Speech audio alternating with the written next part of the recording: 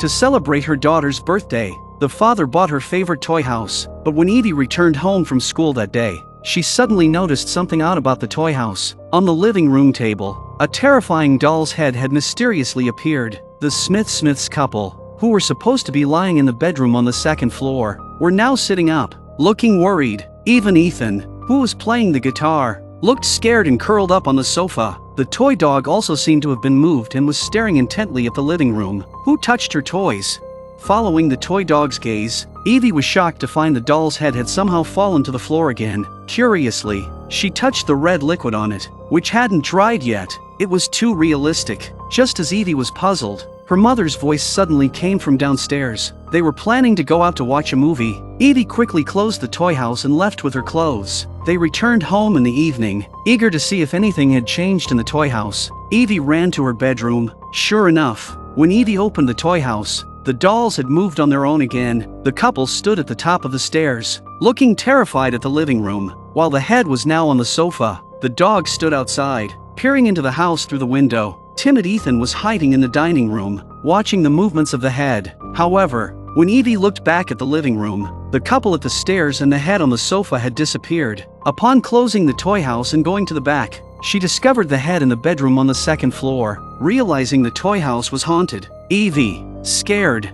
lay in bed, watching it, and decided to help the family inside. The next morning, Evie, accompanied by Marcia, went to a toy store and bought a police officer doll. Back home, Evie put the police doll in the toy house, hoping the Smiths family would get help. Even during dinner, Evie prayed for them, thinking their daughter was praying before the meal. The parents joined in. When Evie returned to the bedroom, she found that the police were already on the move, preparing to search the attic on the roof. Evie cheered from outside, hoping the police would find the head. Randy, sensing his daughter's unusual behavior, also came into the room, but Evie didn't mention what was happening. After Randy left, a terrifying event occurred. The police doll fell from the attic, and his head was gone. Oh my God. Watching the Toys for Tots family's fear, Evie began to look around for the head. Finally, in the bathroom mirror on the second floor, Evie found the head. Stay away from the Smiths.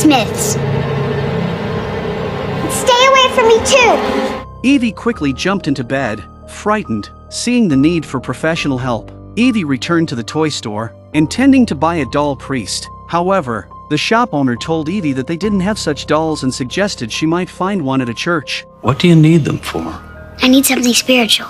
After hearing Evie's story, the owner recommended an Indian chief doll, claiming its spiritual power was even greater than a priest's. So, Evie bought the chief and brought it home, hoping this would solve the problem. To fight against these dirty things, the chief was the expert. Evie was sure the chief would be able to defeat the head. After setting up the doll, she went downstairs to watch a movie with her parents but couldn't stop worrying about the Smiths family. Once her parents were asleep, Evie hurried to her bedroom, eager to know the outcome. The chief had already started searching for the head, which was no longer in the mirror. Evie joined in the search. Soon, the chief reached the bedroom. Suddenly, Evie's flashlight started flickering. In just a blink of an eye, the chief's upper body was sticking out of the window. Was the head no longer in the house? When Evie checked outside, another horrifying scene unfolded. The chief's arms and head were gone. Turning back inside, Evie was terrified to see the head preparing to attack the Smiths family. An anxious Evie tries to warn them,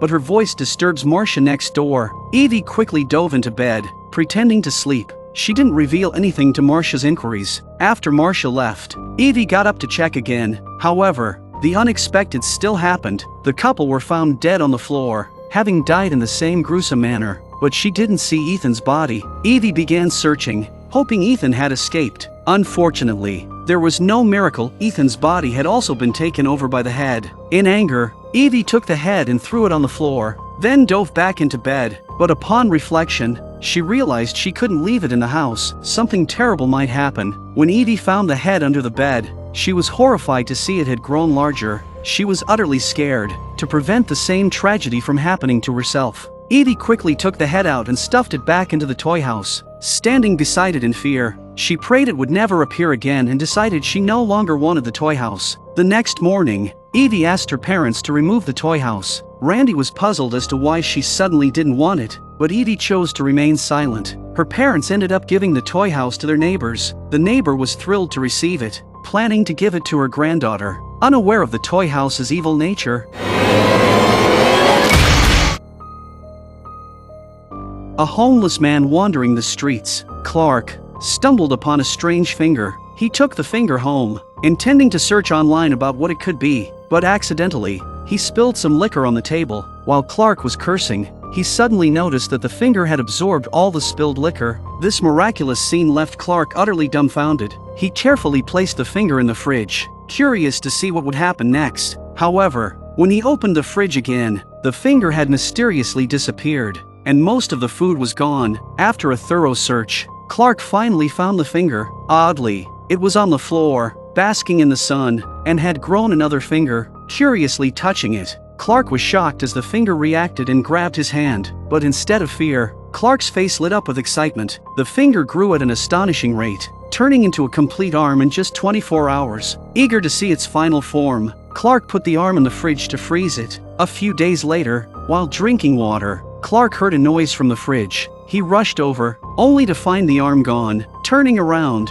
he noticed the shattered window glass. The arm had left. Clark felt a sense of loss, but that night, Clark was startled by a strange noise again. Thinking it was a burglar, he cautiously approached with a gun and flashlight. Bloodstains covered the floor, leading to the fridge. Gathering his courage, Clark opened the fridge and found a monster inside. The monster's heart was still beating, covered in blood, holding a clump of hair. Clearly, this was the final form of the finger. Clark closed the fridge and then noticed a heart placed on the shelf. As he was puzzled, 2 police officers knocked on his door. They showed him a photo of his ex-wife, Samantha, and told him she had been murdered a few hours ago. Her heart ripped out. Clark immediately shut the door, realizing the connection between the heart on the shelf and the blood on the monster. The monster had killed Samantha. Opening the door again, Clark appeared heartbroken but didn't reveal the truth. He pleaded with the police to find the murderer and seek justice for Samantha. After finishing his conversation, Clark made up an excuse to send the police away, but as soon as he closed the door,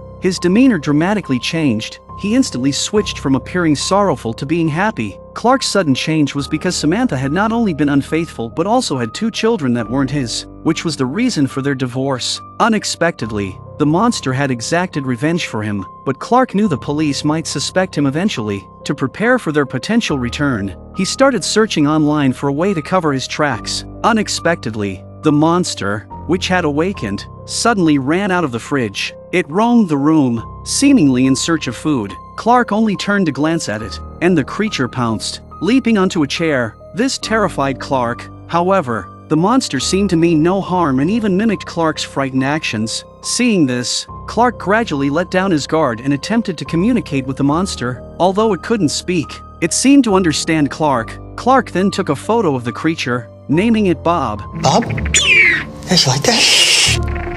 Bob. All right then.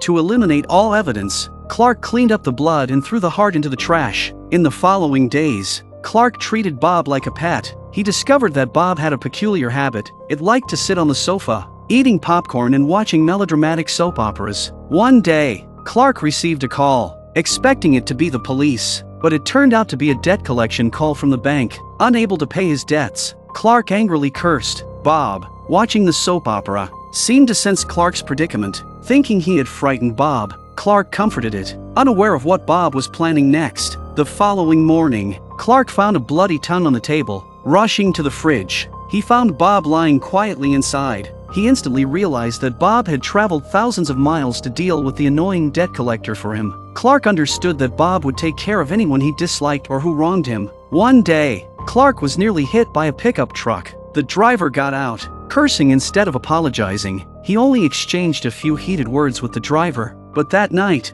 Bob went out. Bob not only brought back a trinket from the truck's tail but also a part of the driver's body. Clark's worries grew. The 2 police officers returned, inquiring about photos of Samantha's 2 children. Clark tried to bluff his way through, but the blood on his clothes caught the officers' attention. Oh yeah, that's just a red sauce. After barely sending them away, Clark discovered the children's photos were missing. It seemed likely they had met a grim fate. Indeed, just as Clark had suspected, Bob had dealt with Samantha's 2 children and, as usual, brought back trophies. It appeared Bob was determined to eliminate all his problems. With no other option, Clark hurried to clean up. But suddenly, the sound of police sirens reached his ears, clearly indicating that the bloodstains on him had betrayed him. Eventually, Clark couldn't escape the law and was caught red-handed by the arriving officers. Yet, he insisted he hadn't killed anyone, claiming it was all the work of the monster, Bob, and even claimed that Bob would come to save him.